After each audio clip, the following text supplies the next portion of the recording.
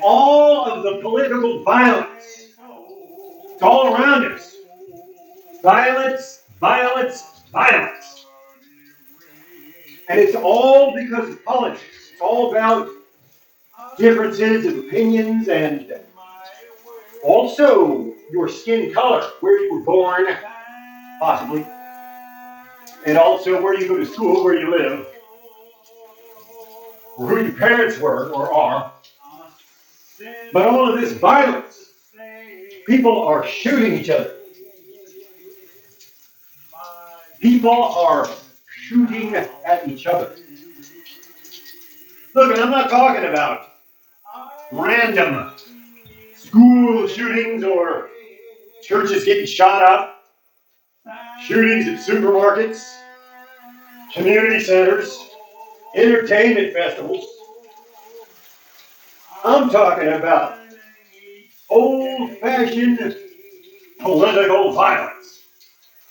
That these are people that go out and shoot people because of their political views.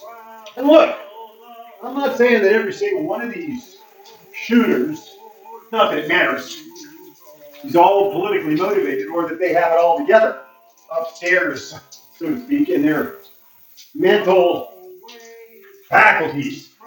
I'm not saying that. I'm not even saying they're normal. But it's becoming more and more a part of our daily norm that political violence is the norm. It's something that we expect to see. Now, anticipating it, and then of course, whoever got shot, well, if they weren't on my side, then it's a horrible thing, and whoever did it must have been on the other side. And then, of course, on the other side, whenever somebody on our side gets shot instead of their side, well, then it's got to be one of them that did it, not us. Wasn't one of ours, had to be one of theirs, one of them. You and your kind, you did it. You did this. And now the story continues. We've had more and more of this. Now we just had another one recently. High profile. One of the highest profile shootings. Yeah, we've had a couple of them recently. A couple of lawmakers here and there. Attempted assassination attempt on this one, that one. And then, of course, it depends on who is doing the responding, how they're going to respond. Some people are going to laugh about it. They're going to make jokes about it. Hey, look, man, they had it coming. Ha ha. Or whatever. Look, this is just sick. It's sick and it's sickening. And somebody needs to put their foot down and do something about it. And that's going to be all of the people in our modern society. It's going to have to be human beings that fix this problem. It's not going to be answered by praying about it. It's not going to be answered by going out and buying a new TV for yourself. Unless that is the answer, I don't know. Maybe you need a new TV. But I don't see how any of that, buying a new TV or whatever, is going to stop the political violence. And look, man, there's a lot of religious people out there, and I'm talking seriously religious, steeped in it. And I mean, these guys worship the people that they follow, that they voted for. They worship these people. And it's a religion. And they're steeped in it.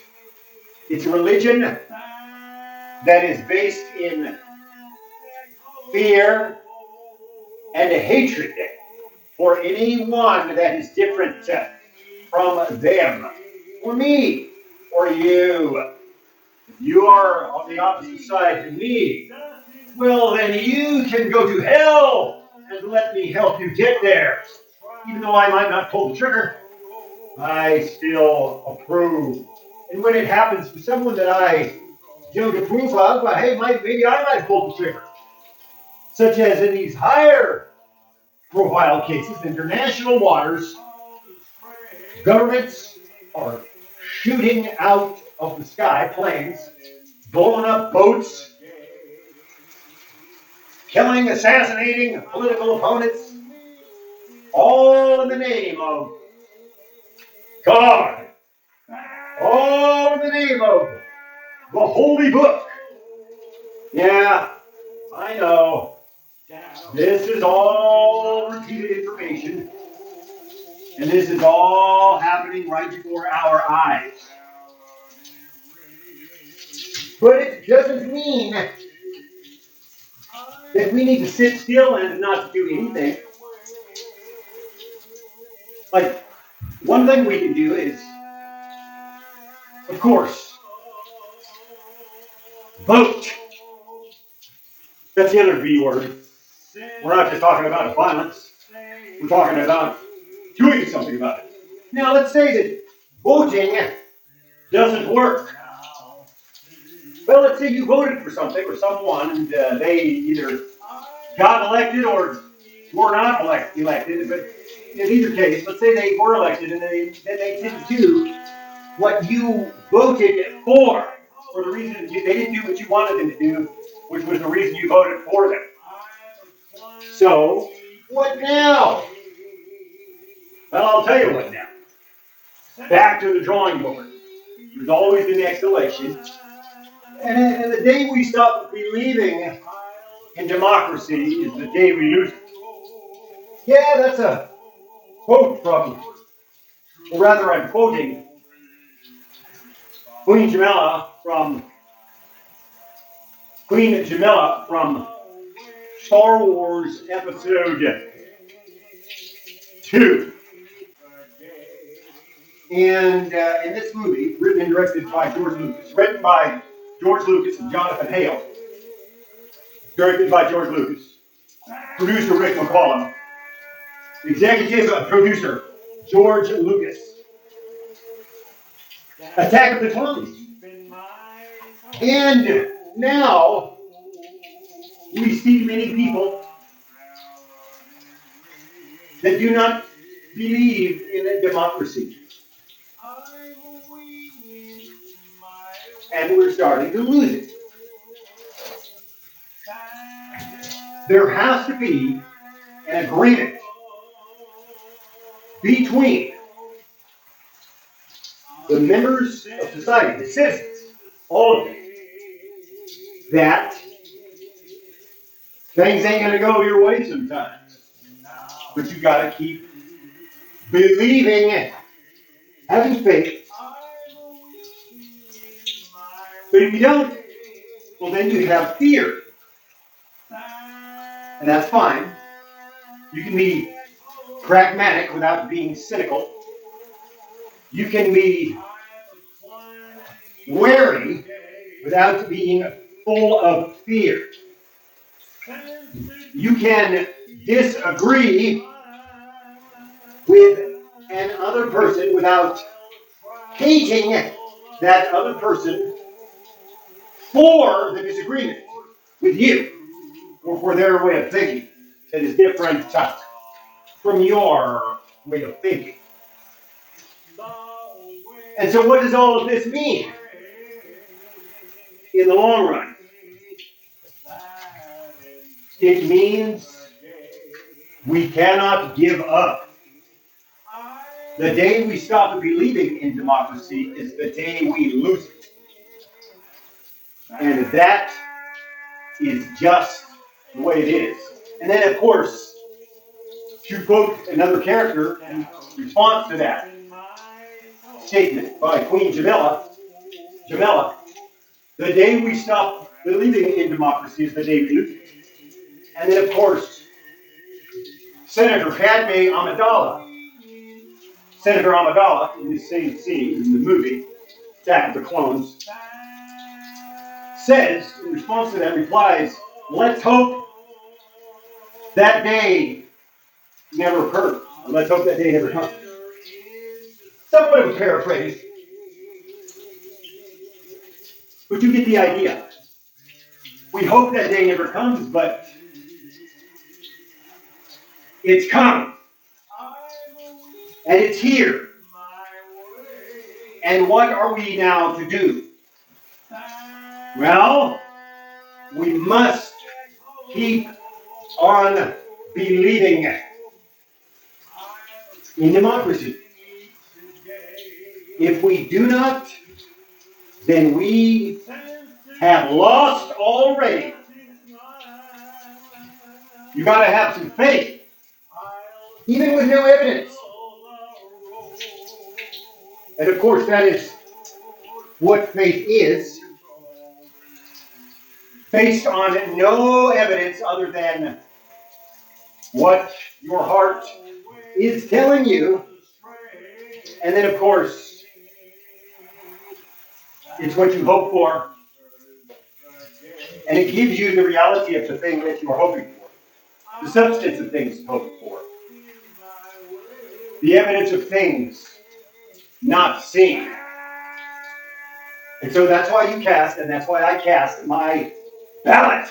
That is why I vote. You gotta have faith. And it's not always going to be fair. And there will be, and there will always be, cheaters, liars, hypocrites, criminals, and thugs. But we must keep the faith. We must keep the faith, dear friends. The day we stop believing in democracy is the day we lose it. We hope that you enjoyed today's program. If you would like more information about this program or any of the books, please go to the website www.srandall.com/sbooks. And you can find out more about this program as well as the books. And if you have any questions about our mission or what it is that we're doing or trying to accomplish, go ahead and go to the website. You'll see. Look up the books. Look up the books online. Look them up. Go to your local bookshop. Books are on the shelves now. You can find these books at your local independent book seller. And if they don't have the books, tell them you want them to carry the books. And they'll put them on the shelves for you. Or you can order the books online, or you can write me a letter, and I will give you a copy of the book for free.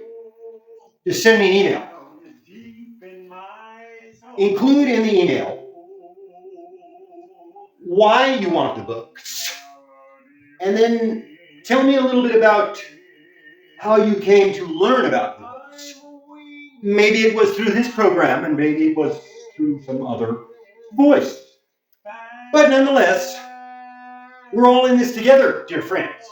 No matter who you voted for, no matter what your zip code, if you are interested in supporting a democracy, if you believe in democracy, then you are a fellow believer. And I say to you, take heart, my brother or my dear sister, or my brother and my sister. Democracy is there.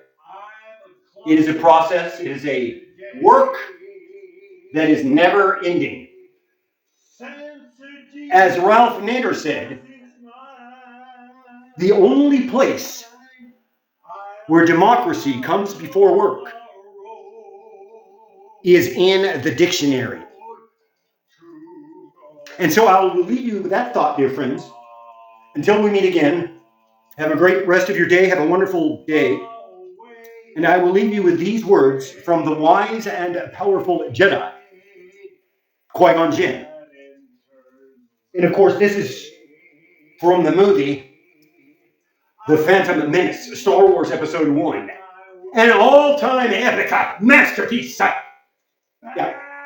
Written and directed by George Lucas. Producer, Rick McCollum. Executive producer, George Lucas.